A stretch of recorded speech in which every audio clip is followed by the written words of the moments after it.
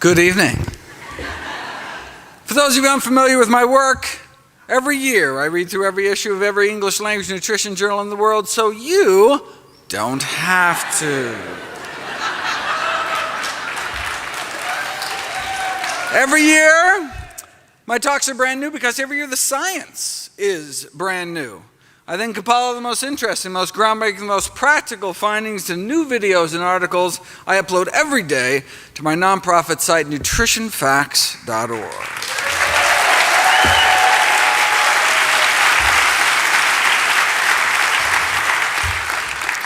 Everything on the website is free. There's no ads, no corporate sponsorship, strictly non-commercial, not selling anything. Just put it up as a public service, as a labor of love. New videos and articles every day on the latest in evidence-based nutrition. In my 2012 review, I explored the role diet may play in preventing, treating, and reversing our deadliest diseases. In 2013, I covered the most common conditions. In 2014, I went through our leading causes of disability.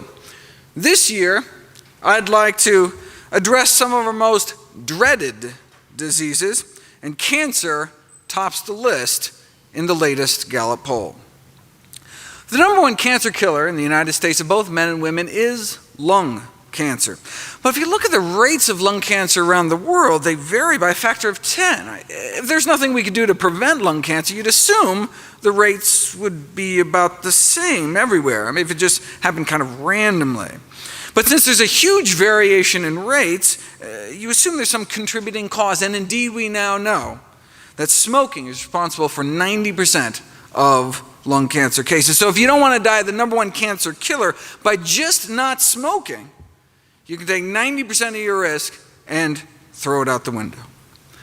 Colorectal cancer is our second leading cause of cancer death, and for that there's even bigger spread around the world. So it appears colon cancer doesn't just happen, something makes it happen. Well, if our lungs can get filled with carcinogens from smoke, maybe our colons are getting filled with carcinogens from food. Why do African Americans get more colon cancer than Native Africans? Why that population? Because colon cancer is extremely rare in Native African populations, like more than 50 times lower rates than Americans, white or black. And we used to think it was all the fiber that they were eating. However, the modern African diet is highly processed, low in fiber, yet there's been no dramatic increase in colon cancer rates. And we're not just talking low fiber intake, we're talking United States of America low fiber intake, down to around half the recommended daily allowance. Yet colon disease remains rare in Africa, still 50 times less colon cancer. Maybe it's because they're thinner and exercise more. No, they're not, and no, they don't. If anything, their physical activity levels may actually be lower than ours. So if they're sedentary like us, eating mostly refined carbs, few plant foods, little fiber like us, why do they have 50 times less colon cancer? Well, there is one big difference. The diets of both African Americans and Caucasian Americans is rich in meat, whereas the native Africans' diet is so low in meat and saturated fat. They have cholesterol levels averaging 139 compared to over 200 in the US. So yeah, they don't eat a lot of fiber anymore, but they continue to minimize meat and animal fat intake, supporting evidence that perhaps the most powerful determinants of colon cancer risk are the levels of meat and animal fat intake. So why do Americans get more colon cancer than Africans? Maybe the rarity of colon cancer in Africans is associated with their low animal product consumption. But why? Did you ever see that takeoff of the industry slogan, beef, it's what's for dinner? Beef, it's what's rotting in your colon. And I remember seeing that on a shirt with some friends, and I was such the party pooper, no pun intended, explaining that no, meat is completely digested in the small intestine, never makes it down to the colon, no fun hanging out with biology geeks. But it turns out I was wrong. Turns out up to 12 grams a day of protein can escape digestion, and when it does, it reaches the colon, it can be turned into toxic substances like ammonia. This degradation of undigested protein in the colon is called putrefaction, right? So a little meat can actually end up putrefying in our colon. The problem is some of the byproducts of this putrefaction process can be toxic. The same thing happens with other animal proteins. If you eat egg whites, for example, some of that can putrefy too. You say, well, what are you saying? There's protein in plants too. The difference is that animal proteins tend to contain more sulfur-containing amino acids like methionine, which is found concentrated in fish and chicken, than eggs, less in dairy and beef, but much less in plant foods, which can be turned into hydrogen sulfide in the colon, the rotten egg gas that doesn't just smell bad, but can produce changes in the colon that increase cancer risk. Now, there's a divergence of opinion as to whether it's the animal fat, cholesterol, or animal protein that's most responsible for the increased cancer risk, but as all three has been shown to have carcinogenic properties, but does it really matter since the diet high in one is high in the others? But the protein does more than just putrefy, though. Animal protein consumption causes an increase in blood levels of cancer-promoting growth hormone called IGF-1. But remove meat, egg white, and dairy proteins from our diet, and our bloodstream can suppress cancer cell growth about 8 times better. An effect so powerful that Dr. Ornish and colleagues appeared able to reverse the progression of prostate cancer without chemo, without surgery, without radiation, just a plant-based diet and other healthy lifestyle changes.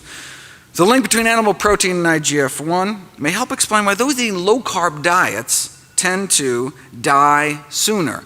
But not just any low-carb diet, specifically those based on animal sources, whereas actually vegetable-based low-carb diets were associated with a lower risk of death. Right? But meat-based low-carb diets are high in animal fat as well. So how do we know it wasn't the saturated fat and cholesterol that was killing people off? It had nothing to do with the animal protein. What we need is a study that follows a few thousand people and their protein intakes out for 20 years or so, and just see what happens. Who gets cancer, who doesn't, who lives longer. But there'd never been a study like that until now. 6,000 men and women over age 50 across the U.S. followed for 18 years, and those under age 65 with high protein intakes had 75% increase overall mortality, 4-fold increase in dying from cancer. But not all protein, specifically animal protein, right? Which makes sense given the higher IGF-1 levels in those eating excess protein. Eating animal protein increases IGF-1 levels, which increases cancer risk. The sponsoring university sent out a press release with a memorable opening line. That chicken wing you're eating could be as deadly as a cigarette.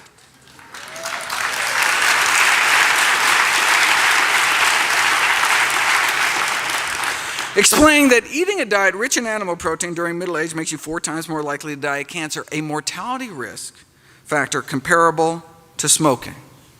Look, almost everyone's going to have a cancer cell or a precancerous cell in them at some point. The question is, does it progress? And that may depend on what we eat.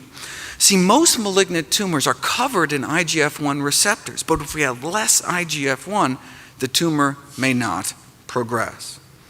And it wasn't just more deaths from cancer. Middle-aged people who eat lots of proteins from animal sources were found to be more susceptible to early death in general. Crucially, the same did not apply to plant proteins like beans. And it wasn't the fat, it was the animal protein that appeared to be the culprit. So what was the response to this revelation that diets high in meat, eggs, and dairy could be as harmful to health as smoking? One nutrition scientist replied that it was wrong and potentially dangerous. Not the discovery that animal protein may be killing people, but the way they were telling people about it.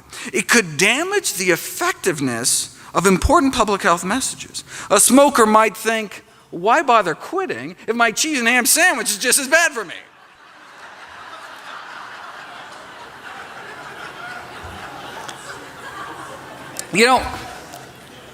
That reminds me of a famous Philip Morris cigarette ad that tried to downplay the risks by saying that you think secondhand smoke is bad, increasing the risk of lung cancer 19%, drinking 1 to 2 glasses of milk every day may be 3 times as bad, 62% increase lung cancer risk, or doubling the risk frequently cooking with oil, or tripling your risk of heart disease eating non-vegetarian, or multiplying your risk 6-fold eating lots of meat and dairy. So they conclude, let's keep some perspective.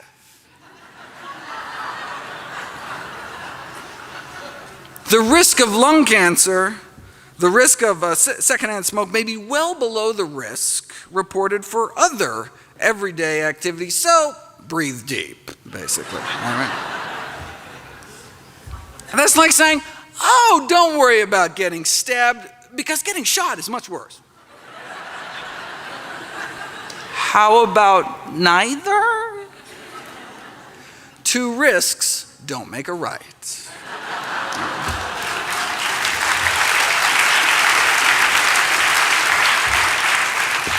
Though you'll note when Philip Morris bought Kraft, they stopped throwing dairy under the bus. So, the heme in the ham may also play a role. Heme iron is the form of iron found in blood and muscle and may promote cancer by catalyzing the formation of carcinogenic compounds. Cancer has been described as a ferrotoxic disease, a disease in part of iron toxicity.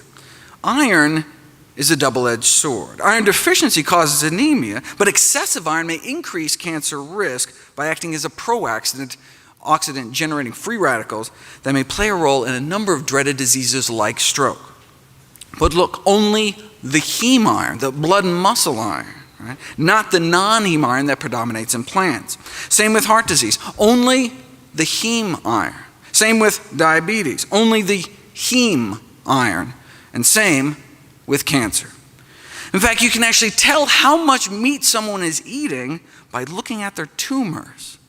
To characterize the mechanisms underlying meat-related lung cancer development, they asked lung cancer patients how much meat they were eating and examined the gene expression patterns in their tumors and identified a signature pattern of heme-related gene expression.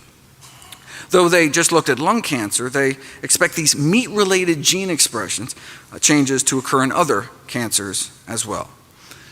The safest form of iron, then, is non-heme iron, found naturally in abundance in whole grains, beans, split peas, chickpeas, and lentils, dried fruit, nuts, and seeds. How much money can be made on beans, though? So the food industry came up with blood-based crisp bread made out of rye and cattle and pig blood. One of the most concentrated sources of heme iron, about 2/3 more than chicken blood, though. If blood-based crackers don't sound appetizing, they do have cow blood cookies or blood-filled biscuits. The filling does end up dark-colored, chocolate-flavored paste with a very pleasant taste. Dark colored because spray-dried pig's blood can have a darkening effect on a food product's color, but the worry is not the color or the taste, it's the heme iron, which because of the potential cancer risk is not considered safe to add to foods for the general population. This reminds me of nitrosamines, a class of potent carcinogens found in cigarette smoke. They are considered so toxic that carcinogens of this strength in any other consumer product destined for human consumption would be banned immediately. And if that were the case, they would have to ban meat. One hot dog has many nitrosamines and nitrosamines as 5 cigarettes. And these carcinogens are also found in fresh, unprocessed meat as well, beef, chicken, pork. But practice meatless Mondays and you can wake up Tuesday morning with nearly all these carcinogens washed out of your system. So toxic, nitrosamines should be banned immediately, but are still allowed for sale in cigarettes and meat because the carcinogens are found there naturally, right? It'd be illegal to add them, but hey, if they're found there, right? Just like the heme iron, not safe enough to expose the general population to, but allowed for sale at the deli counter. The irony is that the iron and the protein are what the industry boasts about, right? Those are supposed to be the redeeming qualities of meat, right? Protein and iron. But sourced from animal foods may do more harm than good. And that's not to mention all the other stuff, like the saturated fat and industrial pollutants and hormones that may play a role in our third leading cancer killer, breast cancer. Steroid hormones are unavoidable in food of animal origin, but cow milk may be a particular concern. The hormones naturally found in even organic cow's milk may have played a role in the studies that found that a relationship between milk and dairy products with human illnesses, not just like teenagers' acne, but prostate, breast, ovarian, and uterine cancers, many chronic diseases plaguing the Western world, as well as male reproductive disorders, from an increased risk of early puberty all the way to endometrial cancer in older women. But hormonal levels in food could be particularly dangerous in the case of vulnerable populations such as young children and pregnant women, in which even a small hormonal intake could mean a large change in metabolism. Look, dairy milk evolved to put a few 100 pounds onto a calf, right? But the consequences of a lifetime of human exposure to growth hormones in milk has not been well studied. Look, we know milk consumption increases IGF-1, which is linked to cancer, and we're milking cows while they're pregnant, leading to particularly high levels of hormones.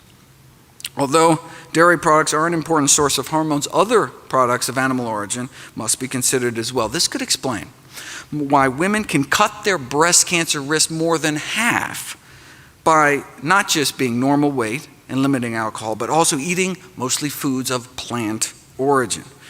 Now, to help differentiate the effects of diet from other behaviors like smoking, drinking on overall cancer incidence, Adventists were compared to Baptists. Now, both discourage alcohol and tobacco, but Adventists go further, encouraging reduction of meat.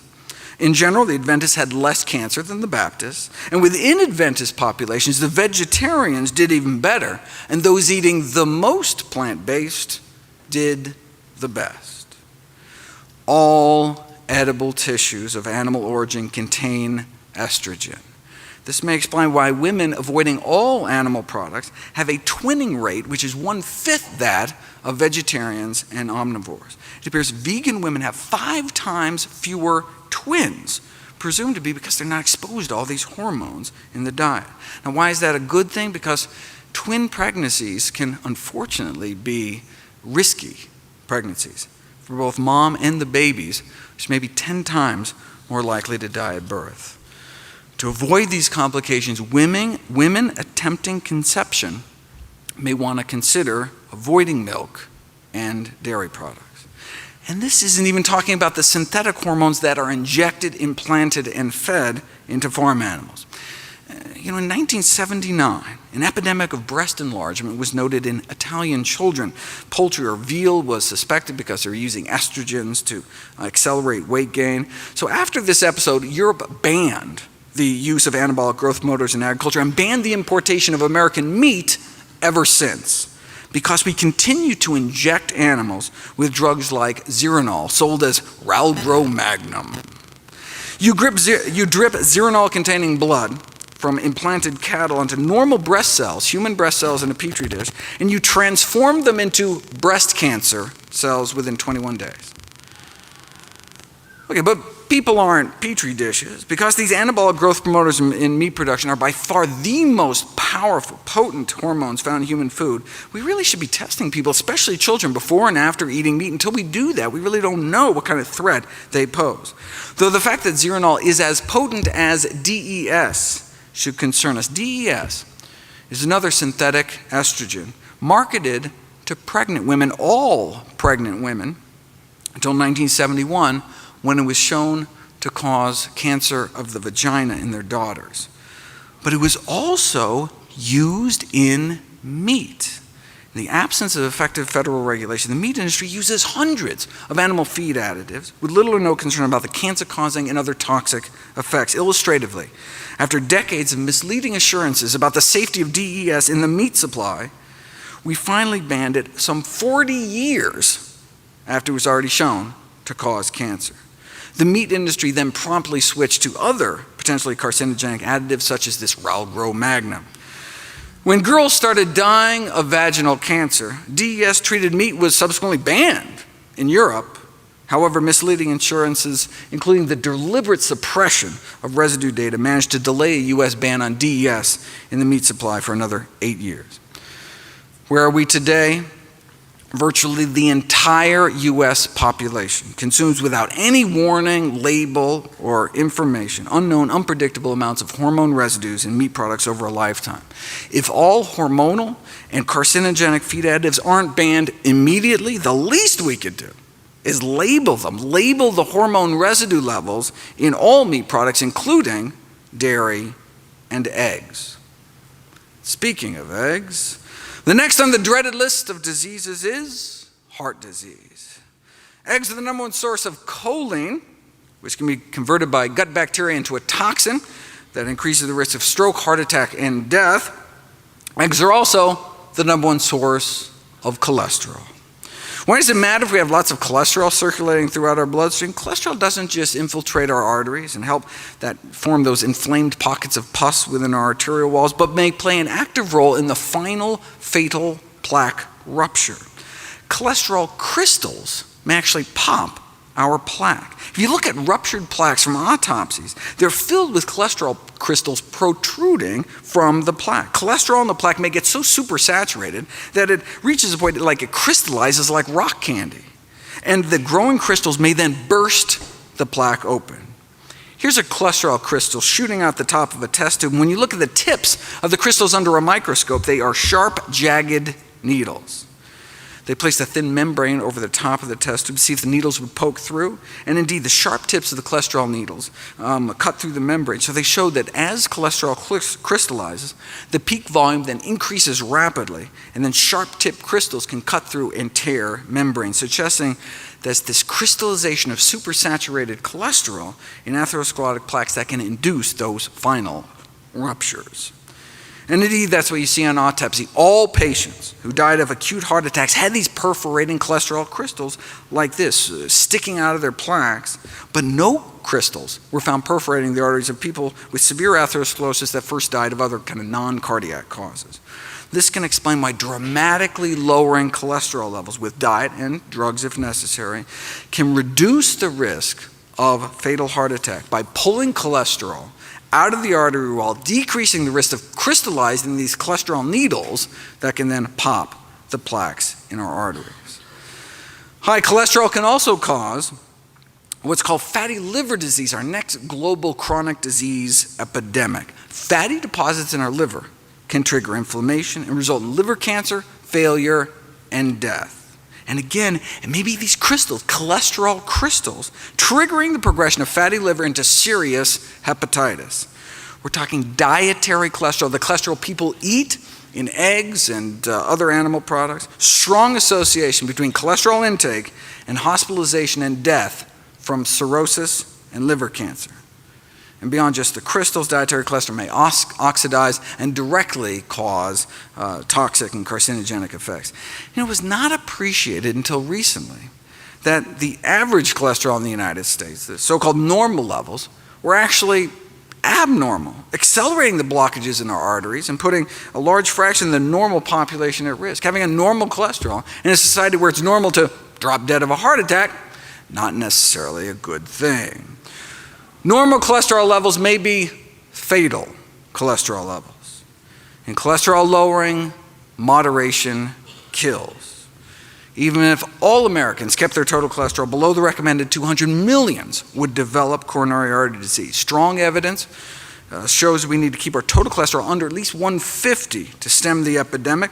What kind of evidence? Well, in many cultures, coronary disease is practically unheard of when total serum cholesterol under 150. Here in the US, the famous Framingham Heart Study, few under 150 developed heart disease and none died from it. We cannot continue to have these public and private organizations at the forefront of health leadership recommending to the public a dietary plan that guarantees that millions will perish of the very disease that the guidelines are supposed to prevent. The reason given by health authorities to not tell people the truth, for not advocating what the science shows is best, was that it might frustrate the public. who may have difficulty getting their cholesterol levels that low. Right? But the public's greatest frustration might come from not being informed of the optimal diet for health.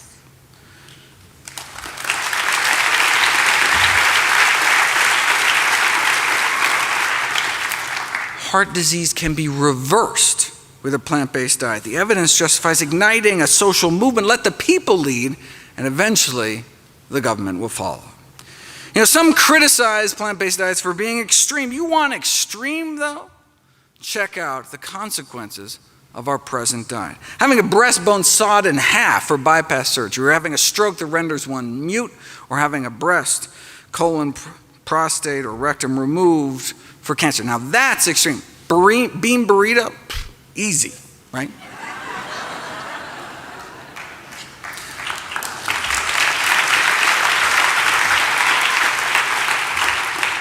Instead of just bypassing the problem, literally, you can treat the cause. Arrest and reverse heart disease, our number one killer, with a whole food, plant-based diet. Next on the list is arthritis, such as rheumatoid arthritis, chronic inflammatory systemic disorder causing progressive destruction of the joints. As many as 80% become disabled, can cut 18 years off one's lifespan. There are drugs, but unfortunately they're often associated with severe side effects: blood loss, bone loss, immunosuppression, toxicity to liver and eyes. There's got to be a better way. Well, populations that eat more meat do seem to have more rheumatoid arthritis, and there have been some dramatic case reports of rheumatoid arthritis attacks being triggered by consumption of animal products, starting about 6 to 10 hours after ingestion of animal protein, lasting a few days, but they stop when patients stop consuming animal products.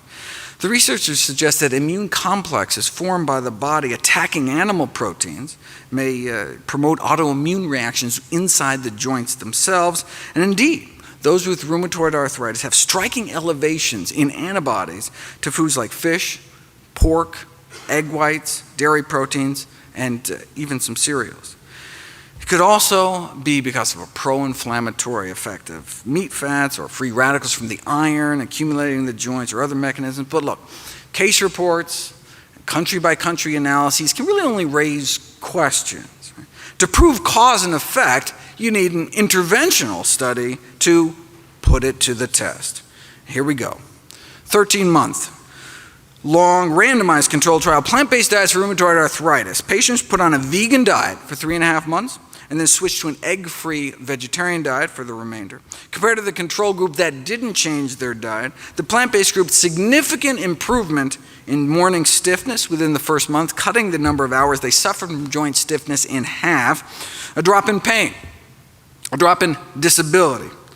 They reported subjectively just feeling better, significant improvement in their grip strength, fewer tender joints, fewer tenderness per joint, and less swelling. They also had dramatic drops in inflammatory markers in the blood, SED rate, C-reactive protein, white count, highly significant and clinically relevant findings. What about osteoarthritis, most frequent cause of physical disability among older adults, affecting about 20 million Americans, affecting maybe 20% of Americans in the coming decades, becoming more and more widespread among younger people.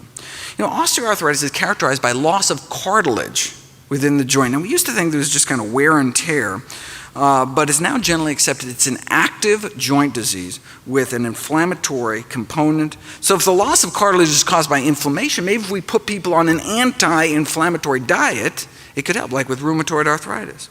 Using optimal nutrition and exercise as a first-line intervention could well be the best medical practice.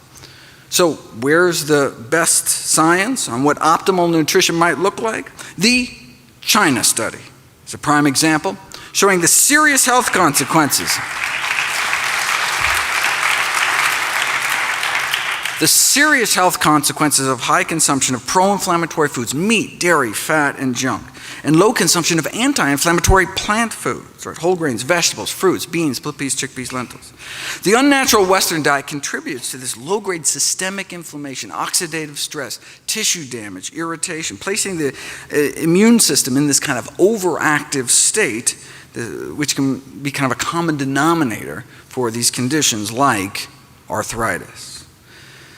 Next on the list is stroke and high blood pressure. We go together because high blood pressure, number one risk factor for stroke.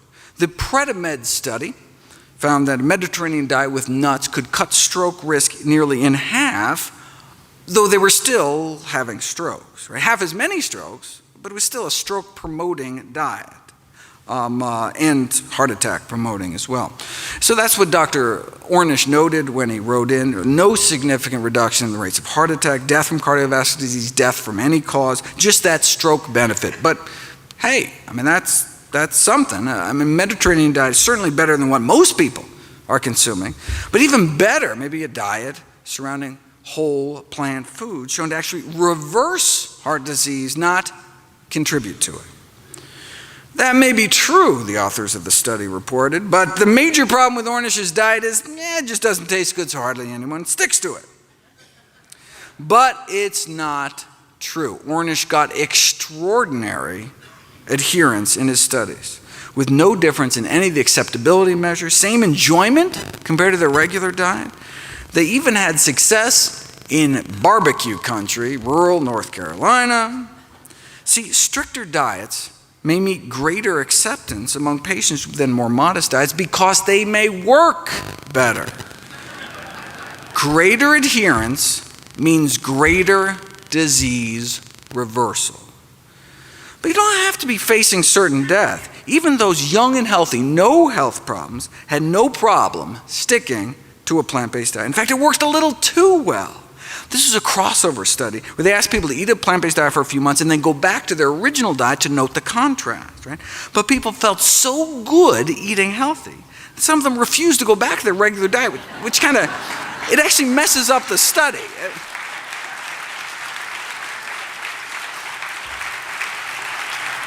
So they were, losing weight with no calorie counting or portion control. They had more energy. Their periods got better digestion, better sleep. And many were like, no way, we're not going back, right? But if doctors just presume people aren't going to eat this way, self-fulfilling prophecy. Right? Just like smoking doctors are less likely to tell their patients to stop smoking, and couch potato docs are less likely to counsel exercise or things like fruits and vegetables, we need to role model healthy behavior. This greatly enhances our credibility and effectiveness. Gone are the days of traditional authority when the fat physician, dropping cigarette ash down his gravy-stained vest, could credibly prescribe a change in behavior. One reason why plant-based diets can save so many millions is because the number one risk factor for death in the world is high blood pressure, leading to waste 9 million people every year. In the United States, killing off more than 1,000 a day, 400,000 Americans dead every year. High blood pressure affects 78 million Americans. It's 1 in 3 of us, and as we age, our pressures creep higher and higher, such that by age 60, strikes more than half. If it affects most of us when we get older, maybe it's less a disease and more just kind of a natural, inevitable consequence of aging. No. We've known for nearly a century that high blood pressure need not occur. Researchers measured the blood pressure of 1,000 people in rural Kenya who ate a diet centered around whole plant foods, whole grains, beans, vegetables, fruit, dark green leafy vegetables. Now, up until age 40, the blood pressures of the rural Africans about the same as Europeans and Americans, 120s over 80s. But as Westerners age, their pressures creep up, such that by the age 60, the average person is hypertensive, exceeding 140 over 90. What about those eating plant-based? Their pressures improved with age. Not only did they not develop hypertension, their blood pressures actually got better. Now, this whole 140 over 90 thing is arbitrary. Just like studies show that lower the cholesterol, the better. There's really no safe level above 150. Blood pressure studies also support this kind of lower the better approach to blood pressure reduction. Even people starting out with blood pressures under 120 over 80 appear to benefit from blood pressure reduction. So the ideal blood pressure, the no benefit from reducing it further blood pressure, is actually 110/70. Is it even possible to get blood pressures down to 110/70? It's not just possible, it's normal for those eating healthy enough diets. Over 2 years at a rural Kenyan hospital, 1,800 patients are admitted. How many cases of high blood pressure did they find? 0. Wow, so they must have had low rates of heart disease. No, they had no rates of heart disease. Not low risk, no risk. Not a single case of arteriosclerosis, our number one killer, was found. Rural China, too.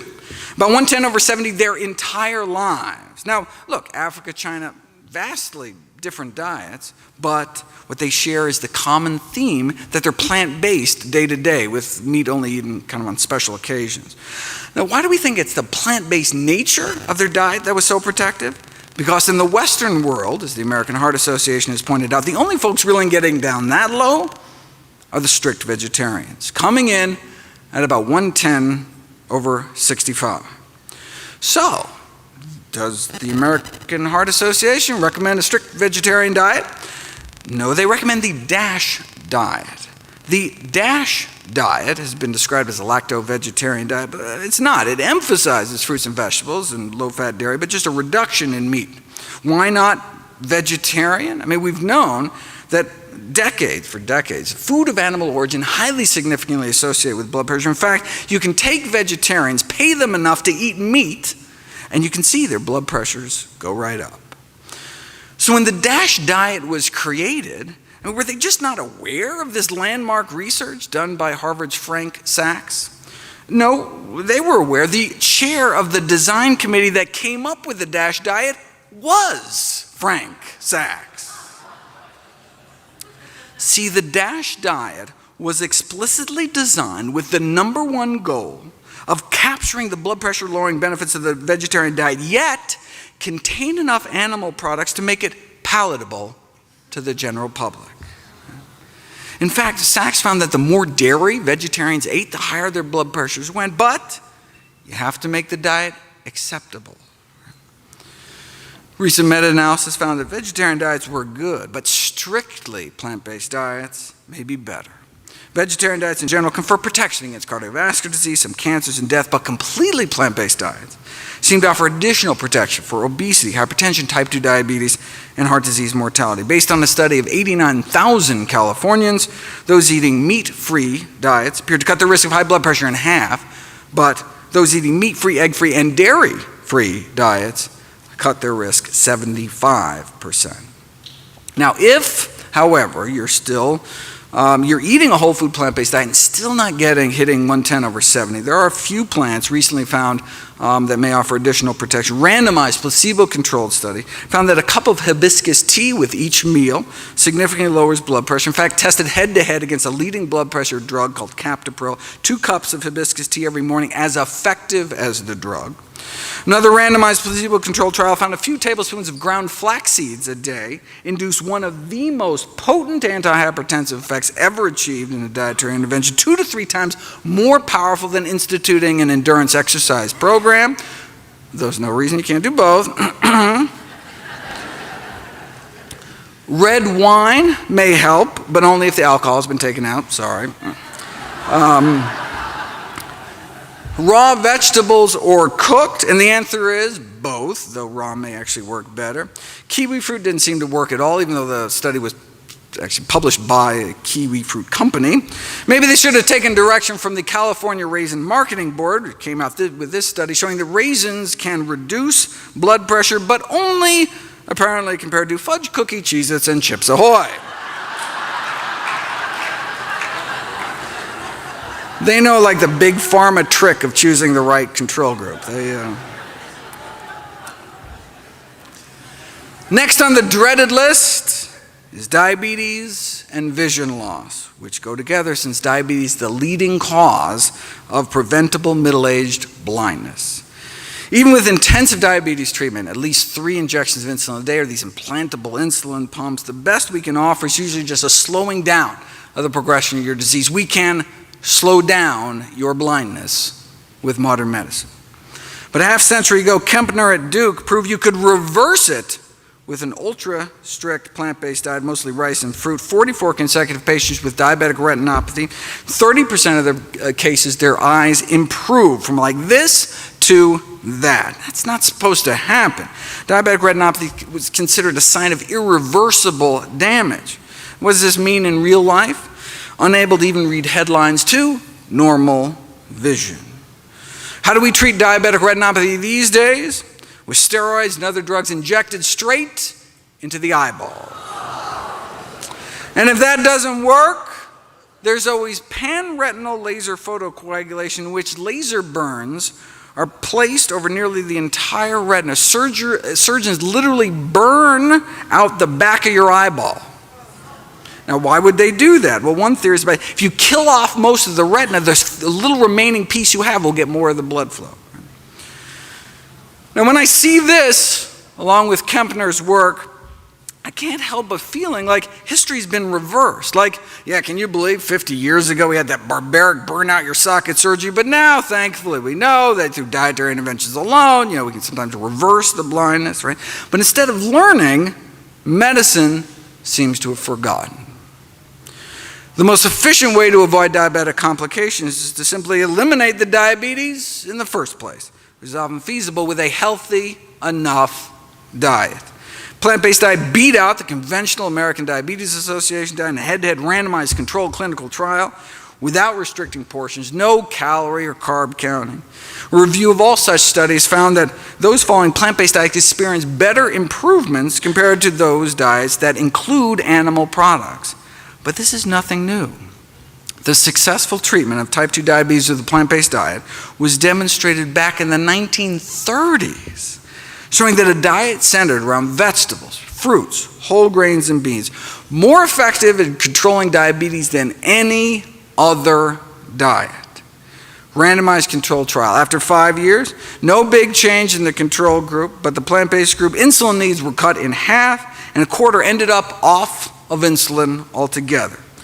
Now, this was a low-calorie diet, though, so maybe their diabetes just got better because they lost weight. To tease that out, what we would need is a study where they switch people to a healthy diet but force them to eat so much food that they'd actually maintain their weight. Then we could see if a plant-based diet had benefits independent of all the weight loss. We'd have to wait another 44 years, but here it is. Subjects were weighed every day, and they started losing weight. They were made to eat more food. In fact, so much food, some of the participants had trouble eating all. But eventually they adapted, and so no significant alterations in body weight despite restricting meat, dairy, eggs, and junk. Okay, so with zero weight loss, did plant-based diets still help? Here's the before and after insulin requirements of the 20 people that put on the diet. So the number of units of insulin they had to inject themselves before and after going plant-based. Overall, insulin requirements were cut about 60%, and half were able to get off insulin altogether, despite no change in weight. Now, how many years did this take? Was it 5 years like the other study? No, 16 days.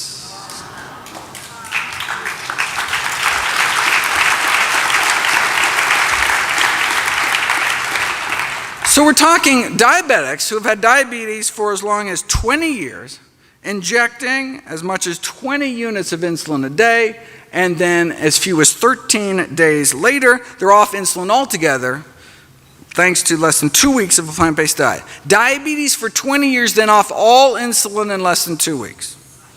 Here's patient 15, 32 units of insulin on the control diet, and then 18 days later on none.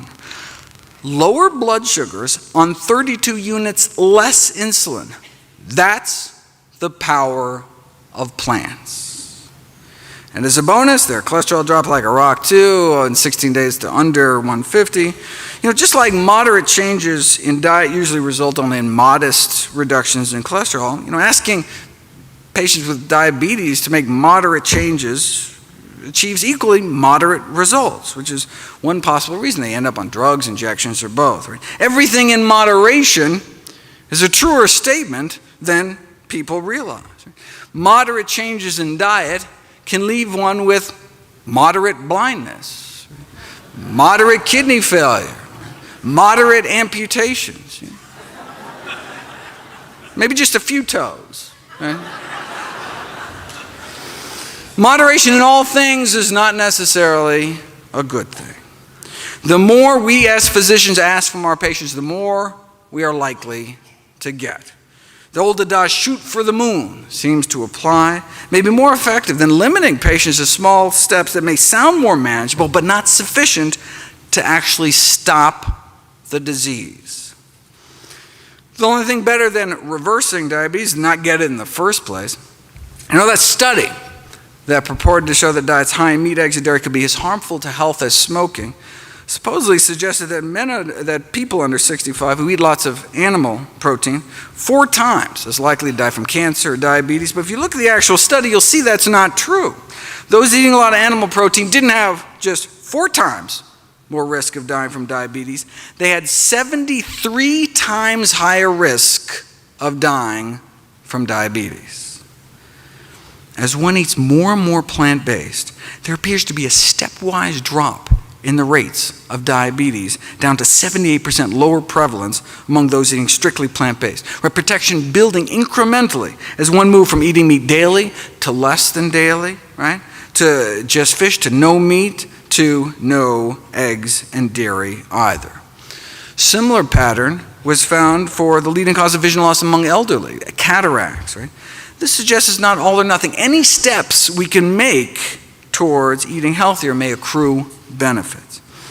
But why? Why is total meat consumption associated with higher risk of diabetes, especially processed meat, particularly poultry?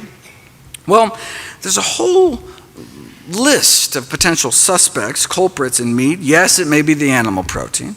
Maybe it's the animal fat. Maybe it's the cholesterol. Maybe it's the iron leading to free radical formation, which can cause inflammation. Advanced glycation end products are another problem. They promote oxidative stress and inflammation, and food analyses show the highest levels of these so-called glycotoxins are found in meat. Here are the 15 most contaminated foods found with glycotoxin contamination. Chicken, pork, chicken, beef, beef, chicken, turkey, chicken, fish, beef, and McNuggets. I don't know if you can actually call that chicken, but all right. Though other foods from animal sources can also harbor these pro-oxidant chemicals. Now in this study, they fed diabetics foods packed with glycotoxins, chicken, fish, eggs, and their inflammatory markers shot up, like tumor necrosis factor, C-reactive protein. Thus in diabetics, these dietary AGEs can promote inflammatory mediators leading to tissue injury.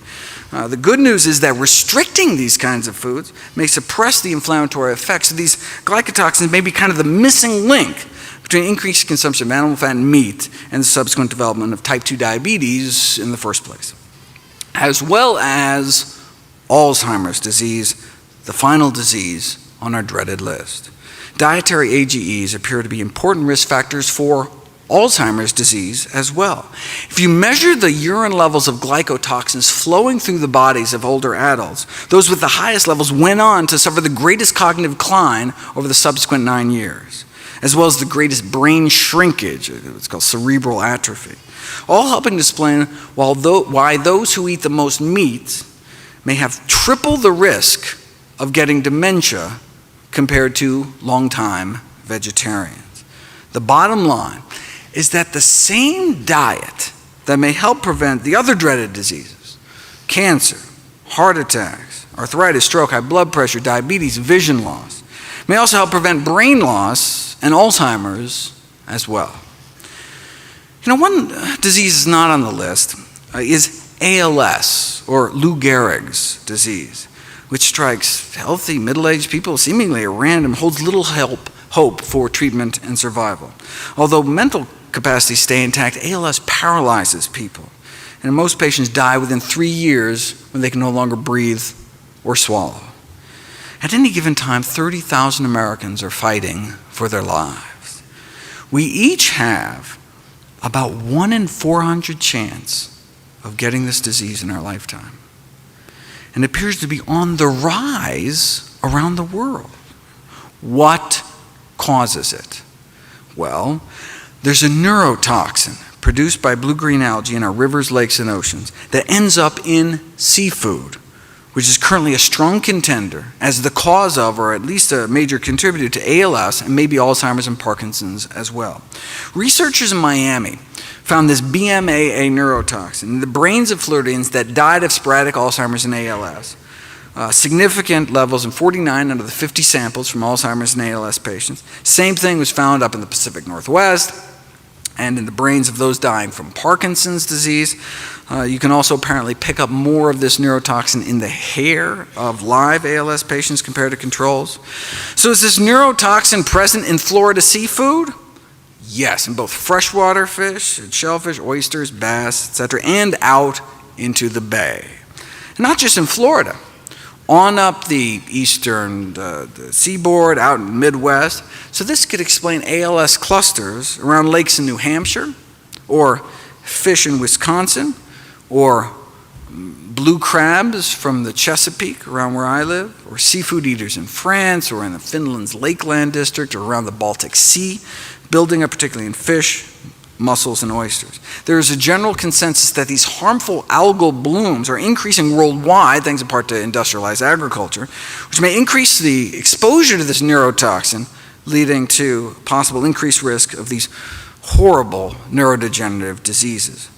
With substantial and ever-growing evidence that this neurotoxin does play a role in the onset and progression of neurodegenerative diseases, the most important question is, what mode activity does BMAA exert?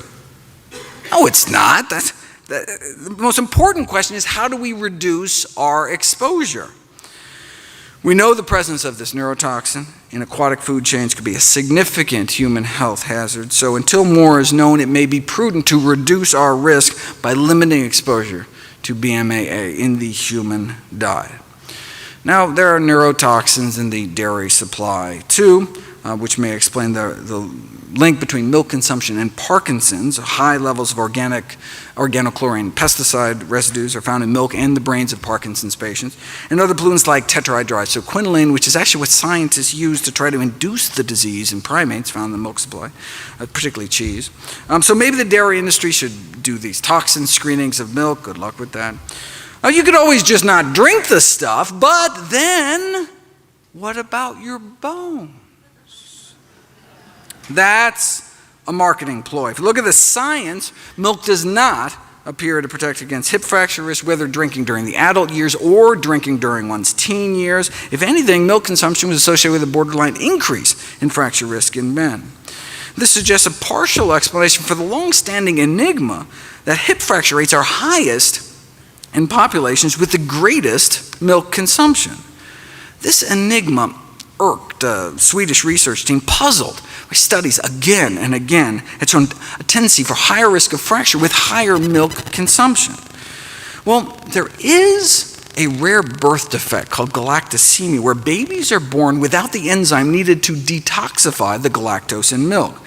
So they end up with high levels of galactose in their bloodstream, which causes bone loss. So maybe the researchers figured, even in normal people that can detoxify the stuff, maybe it's not so good for the bones to be consuming all that galactose all day. And galactose doesn't just hurt the bones. That's what scientists use to cause premature aging in lab animals. They slip them a little galactose, shorten their lifespan, oxidative stress, inflammation, brain degeneration, just like 1 to 2 glasses of milk's worth of galactose a day.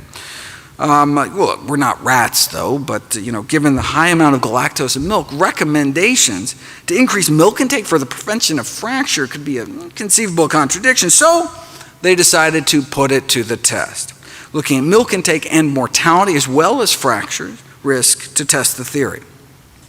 100,000 men and women followed for up to 20 years, and milk drinking women had higher rates of death, more heart disease, significantly more cancer for each daily glass of milk. 3 glasses a day was associated with nearly twice the risk of death. They also had significantly more bone and hip fractures too. More milk, more fractures. Milk drinking men also had higher rates of death For some reason, you never see any of this in any of the milk ads. I don't know. Okay, so where does this leave us? What are the common threads? If you look at 4 of the major dietary quality scoring systems, which have all been associated with extending lifespan, less heart disease, less cancer, they all share only 4 things in common. What are those 4 things? More fruit, more vegetables, more whole grains, more nuts and beans. They're all built around a common core of diets rich in plant foods. We're of the opposite food patterns, Western diet, higher risk. So we need to optimize the food environment to support whole grains, vegetables, fruit, and plant-based sources of protein. Taking the diet quality indexes to the logical conclusion, the most plant-based diet comes out the most healthy diet. But again, it doesn't have to be all or nothing. I mean, we now have evidence that simple advice to increase the consumption of plant foods and decrease the consumption of animal foods actually has a survival advantage. And boy, do we need it. In terms of life expectancy, the U.S. is down around 27th of the 34 leading free market democracies. People in Slovenia live a year longer than citizens of the United States. Why?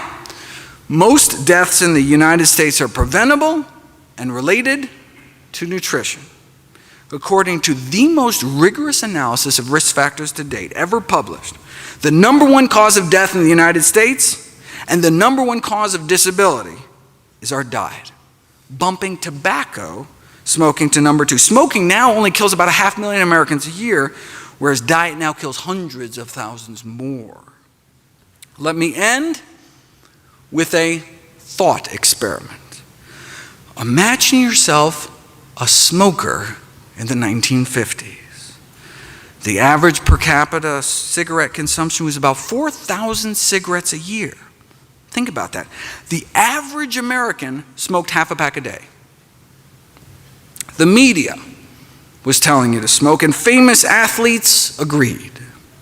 Even Santa Claus cared enough about your health to want you to smoke. I mean, you want to keep fit and stay slender, so you make sure to smoke. And eat hot dogs to stay trim, and eat lots of sugar to stay slim and trim, right? Less fattening than that apple. I mean, sheesh. I mean, come on. Though apples do connote goodness and freshness, reads one internal tobacco industry memo, which brings up many possibilities for a youth-oriented cigarette. Oh, shameless. All right. In addition to staying fit and slender and soothing your throat, for digestion's sake, you smoke. I mean, no curative power is claimed for Philip Morris, but an ounce of prevention is worth a pound of cure, so safe than sorry, better smoke. Like eating, smoking was a family affair. Gee, Mommy, you sure enjoy your Marlboro. You're darn tootin'. Just one question, Mom. Can you afford not to smoke Marlboros? Your kids were giving you cigarettes in the 50s. Even your dog was giving you cigarettes.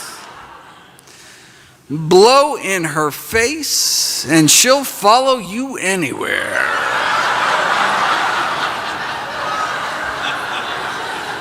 After all, they're so round, no woman ever says no to Winchester. They're so round, so fully packed.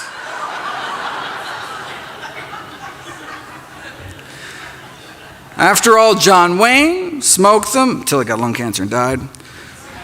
Even the paleo folks were smoking. And so were the doctors. Yes, no, look, this is not to say there wasn't controversy within the medical profession. Yes, some, doctors smoke Camels, but other physicians preferred Luckies, so there actually was disagreement. There was,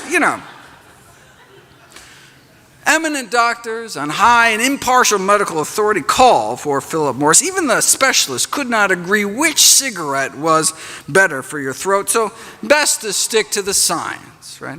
And more scientists smoke this brand, actually. This should not be rocket science, right? But even the rocket scientists have their own brand for the man who thinks for himself, right? What was the government saying? Smoke Luckies. I mean, who wouldn't want to give their throat a vacation, right? Not a single case of throat irritation. How could your nose or throat be adversely affected when cigarettes are just as pure as the water you drink? Look, and if you do get irritated, no problem. Your doctor can write you a prescription for cigarettes. This is from the Journal of the American Medical Association. After all, don't smoke is advice hard for patients to swallow. Reminds me of a recent survey of doctors who found the number one reason doctors don't prescribe heart-healthy diets today was their perception that patients fear being deprived of all the junk they're eating. After all, Philip Morris reminded us, we want to keep our patients happy. To make a radical change in habit would do harm. You're a doctor, you don't harm your patients. The tobacco industry gave these medical journals big money to run ads like these. Not a problem, though Philip Morris claims come from completely reliable sources based on studies by recognized authorities published in leading medical journals, even kindly offering to sell free packs of cigarettes to doctors so they can test them out themselves. So see you at the next AMA convention in the Smokers Lounge. What did the American Medical Association have to say for itself? Well, like most other medical journals, they accepted tobacco ads. They have yet to see an autopsy, the official editorial board said, with a single lesion with a Marlboro lesion on it, right, label on it. So when mainstream medicine is saying smoking on balance may be beneficial for you, when the American Medical Association is saying that, then where could you turn back then if you just wanted the facts? What's the new data advanced by science? She was too tired for fun, and then she smoked a Camel. Babe Ruth spoke of proof positive medical science, that is, when he still could speak before he died of throat cancer. Now, some of the science did leak out, causing a dip from about 11 cigarettes a day per person down to about 10. But those that got scared could always choose the cigarettes that take the fear out of smoking, right? Or even better, choose the cigarette that gives you the greatest health protection. Now, if by some miracle there was a smokingfacts.org website back then that could deliver the science directly, bypassing commercially corruptible institutional filters, you would have become aware of studies like this. An Adventist study in California in 1958 that showed that non-smokers may have at least 90% less lung cancer. But this wasn't the first. When famed surgeon Michael DeBakey was asked why his studies published back in the 30s linking smoking and lung cancer were ignored, he had to remind people what it was like back then. We were a smoking society. It was in the movies. Medical meetings were one big haze of smoke. It's like debates over cigarettes and lung cancer in Congress taking place in smoke-filled rooms, right? It makes me wonder what they serve at the Dietary Guidelines Committee breakfast buffets to this day, right? A famous statistician by the name of Ronald Fisher railed against what he called propaganda to convince the public that cigarette smoking was dangerous. He made invaluable contributions to the field, but his analysis of lung cancer and smoking was flawed by an unwillingness to examine the entire body of data available. Now, his smoke screen may have been because he was a paid consultant to the tobacco industry, all right, but also because he himself was a smoker, right? Part of his resistance may have been to the association, may have been because of his own fondness for smoking, which makes me wonder about some of the favorite foods that nutrition researchers may have of this day, right? You know, it always strikes me as ironic that when vegetarian researchers come out forward and list their diet as a potential conflict of interest, whereas not once in the 70,000 articles on meat in the medical literature have I ever seen a researcher disclose their non-vegetarian habits, right? Because it's normal, just like smoking was normal. So back to our thought experiment. If you're a smoker in the 50s in the know, what do you do? With access to the science, you realize that the best available balance of evidence suggests that your smoking habit not good for you, right? So, do you change your smoking habits or do you wait?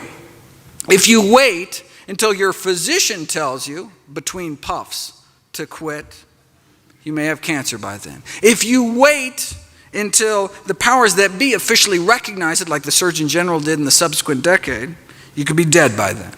It took 25 years for the Surgeon General report to come out. It took more than 7,000 studies and the deaths of countless smokers before the first Surgeon General report against smoking was finally released in the 1960s. You'd think maybe after the first, maybe 6,000 studies, it would maybe give people a little heads up or something. Powerful industry. One wonders how many people are currently suffering needlessly from dietary diseases. Maybe we should have stopped smoking after the 700th study like this. With so much money and personal habit at stake, well, there's always going to be dissenters. But given the seriousness of the disease, the sum total of evidence, we shouldn't wait to put preventive measures in place.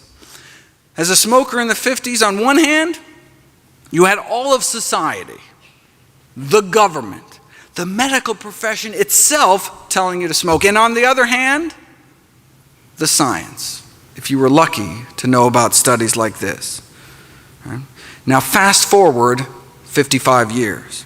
You know, there's a new Adventist study out of California warning Americans about the risks of something else they may be putting into their mouth. It's not just that one study, right? According to the latest review, the total sum of evidence suggests that mortality from all causes put together, many of the dreaded diseases, ischemic heart disease, cerebrovascular diseases like stroke, significantly lower in those eating meat-free diets, in addition to less cancer and diabetes. So instead of going along with America's smoking habits in the 50s, imagine you or someone you know going along with America's eating habits today. What do? With access to the science, you realize that the best available balance of evidence suggests that your eating habits are probably not good for you. If you wait until your physician, between bites, tells you to change your diet, it could be too late. Right? In fact, even after the Surgeon General's report, the medical community still dragged their feet. The AMA actually went on record withholding support from the Surgeon General report. They didn't endorse it. Could it have been because they had just received $10 million from the tobacco industry? Okay, so look, we know why the AMA have been sucking up to the tobacco industry, but why weren't individual doctors speaking out?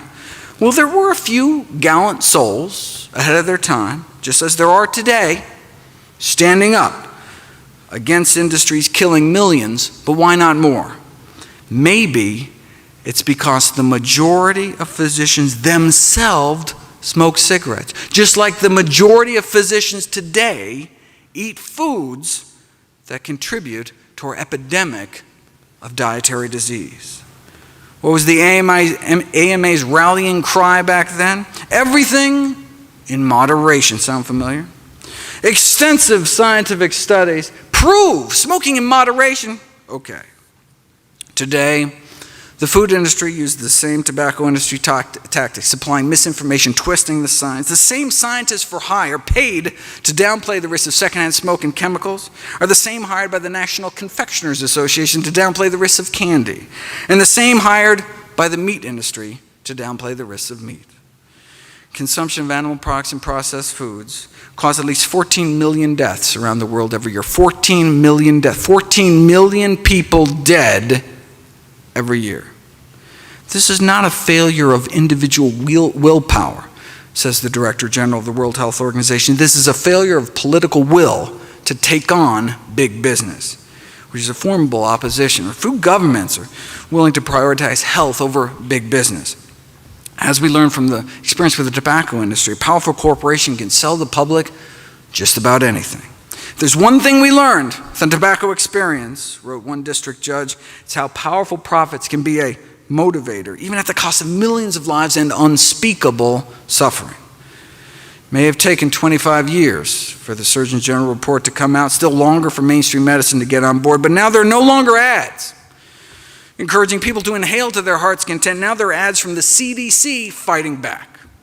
Food-wise, there was meat for health defense, or nourishing bacon, or doctors prescribed meat, or soda for that matter.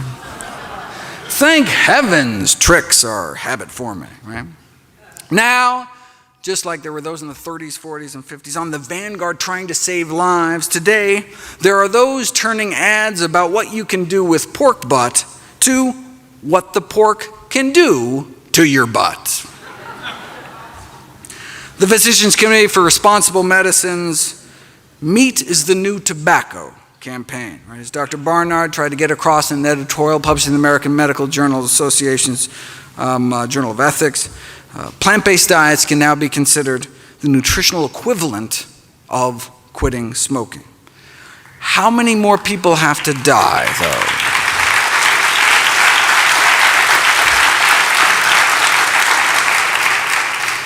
How many more people have to die before the CDC encourages people not to wait until open heart surgery to start eating healthy as well? How long is that going to take, though? Just like we don't have to wait until our doctors quit smoking to quit ourselves, we don't have to wait until our doctor takes a nutrition class or cleans up their own diet before changing our own eating habits.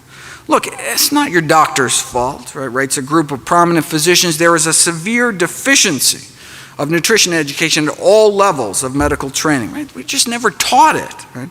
We know a whole food, plant-based diet has been proven to reverse our #1 killer, protect against type 2 diabetes and cancer. So how has this knowledge affected medical education? It hasn't. Despite the neglect of nutrition and medical education, the public considers physicians to be trusted sources. But if doctors don't know what they're talking about, they could be contributing to diet-related diseases. To stem the surging tide of chronic illness, physicians need to become part of the solution, but we don't have to wait for that to happen.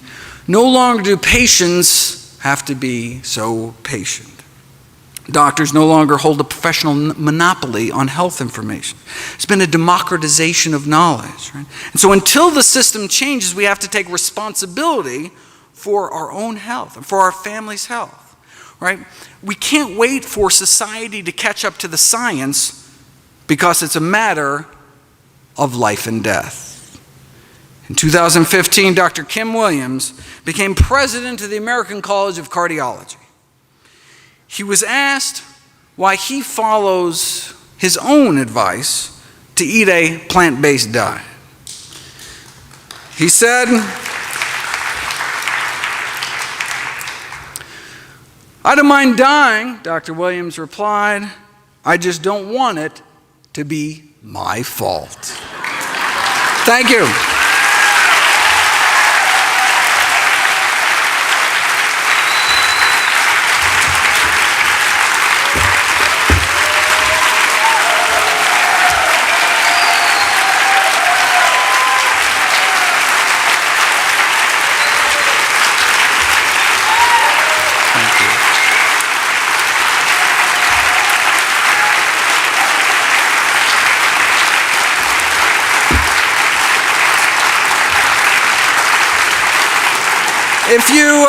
If you missed last year's talk, I have it on DVD, and the year before that, and the year before that. You should have come to Summerfest, that's it. But as well as 25 other DVDs, all proceeds from the sale of my books, DVDs, speaking engagements, all goes to charity. Speaking of which, mark your calendars.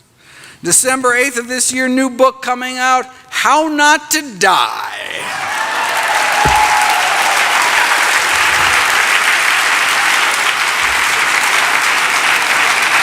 December 8th, very excited about not only a compilation of all my work with all the science, thousands of citations, but also a practical guide. I go through my kind of daily dozen checklist of all the things. I try to include my own diet, how much greens to eat, how much beans to eat, how much exercise, how much sleep. I'm working on it for over a year. Can't wait for everyone to read it. And in the meantime, all my work is available free at nutritionfacts.org. Thanks again. I want to say something. We are so fortunate to have Dr. Greger with us. I don't think there's anyone else on the planet that could do what you do. Thank you so much. And we are honored for you to debut this with us every year. Thank you so much.